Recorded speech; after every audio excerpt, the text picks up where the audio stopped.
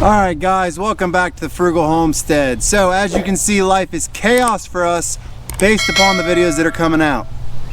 Whether we're door dashing, whether we're working on the gardens, whether we're working on house projects, that house, this tiny house we're building, everything is absolute chaos.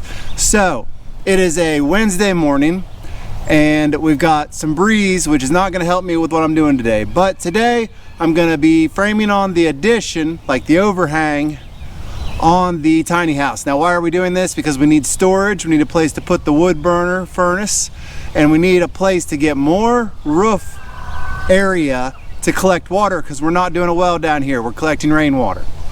So with that said, I'm by myself today, setting posts, setting braces and Marquez purlins, because what the braces I'm putting on, instead of putting them on a willy-nilly, I'm actually gonna have to put them on true and level as much as possible. I mean, this is pole barn construction, but the reality is these are gonna stay on, they're gonna be used for purlins to hold the metal on, so I need to do a somewhat good job. Now how straight or true this whole building is, we all know it's not, because you actually watched a video where I straightened it with a truck. So everything's crooked. We're gonna do the best we can. The weapon of choice today is screws, only because I'm by myself and it's gonna be a lot easier to pull them in and out. Normally I'd use a nail gun. When I go back and install the rest of the purlins and the roof, man, it's windy. When I go back to install all the roof and purlins, I will make sure to shoot them all in tight with a nail gun. That said, let's get started before this wind gets any worse, because it's just gonna make it harder to level everything.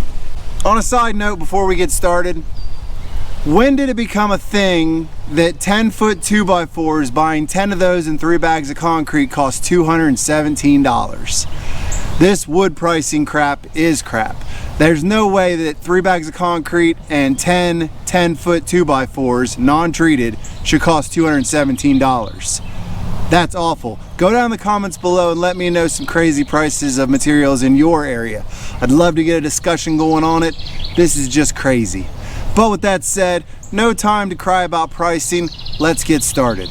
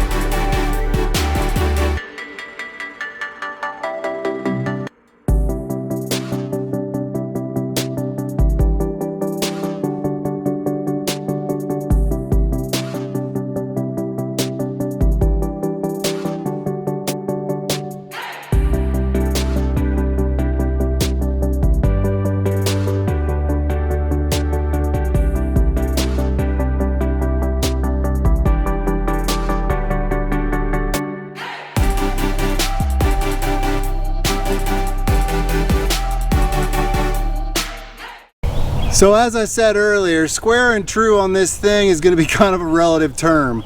I've actually got the addition squared up and leveled, but against the carport, which goes like all at the top crazy ways, it's all off.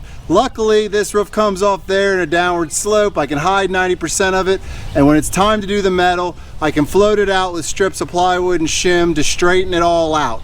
It's not going to really matter. The overall outward look of it will look really nice, because we're going to do a gray, I'm pretty sure. And that dark gray, and once we paint the roof and all the siding, everything's done, the metal work around the windows, it's going to look good. That said, this was the important part, to get the posts in place. Now I got to go pour the concrete. If you didn't notice already, when I put the posts in, the holes aren't real deep. The reason for that is I'm doing this addition part to it, old school style, kind of like what the Amish used to do, where they put the big stones down in a 30-inch hole and then build on top of that. I fill up, when I'm on flat ground, I fill up my pilaster inside the hole.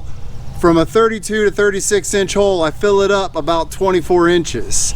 Then I set my post, then I concrete in, trying to kind of have a bevel like this. That won't matter in this case, and I'll explain why after I get these posts concreted in.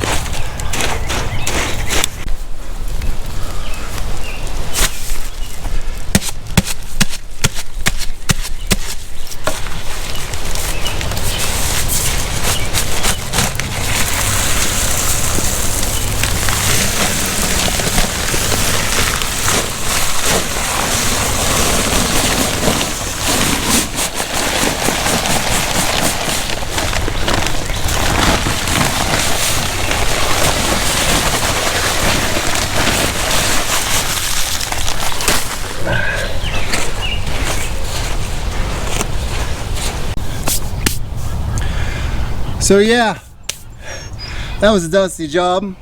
Now it's gonna rain tonight, so I'm not gonna bother watering these in. It's got the kick brace on it. It's not gonna move. And honestly, if it does move a little bit, it really isn't gonna affect anything.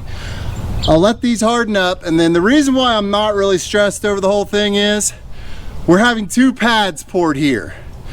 One where I'm sitting in the area I just framed in, and one in the original area over here under the carport. Now I was going to do it myself, and I crunched the numbers, and using Nathan, who is the concrete guy, or the contractor I do work for, it's his guy. He does excellent work. He's very cost effective if you let him do it on his schedule.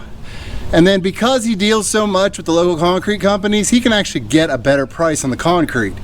Now, yes, I could do it myself. I mean, it's just a basic float out. You form to the inside of the posts and you just float it out. We're not getting fancy or nothing. It doesn't need to be a mere finish. But with that said, I'm watching the spider running around the lens.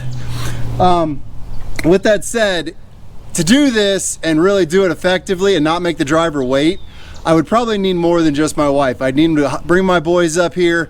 And it's one thing to bring my boys up and say, hey, can you help me do some firewood? It's another thing to come up and ask them to do concrete. A man does concrete, he deserves to get paid. So by the time I pay my boys a fair wage for helping me, and then the time and the extra we pay for the concrete, I mean, I could be outdoor dashing with my wife and we could be making that money.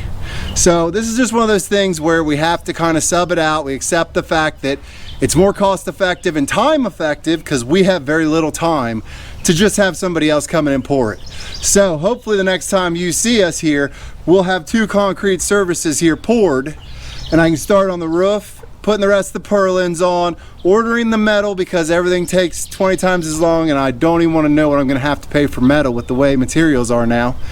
But yeah, it is what it is. We got to keep moving forward. There's no time to stop.